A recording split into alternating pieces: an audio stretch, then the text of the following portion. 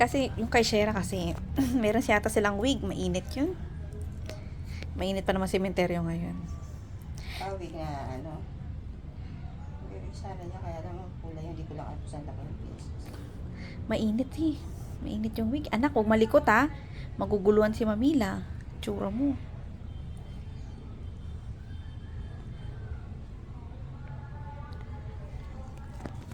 May hilo yan si Mamila.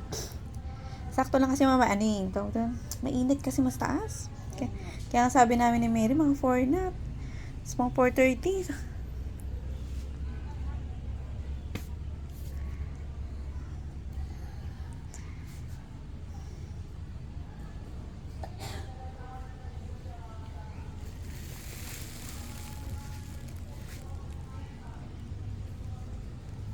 Dahil bodyguard ni ano dyan, ni Robes dyan.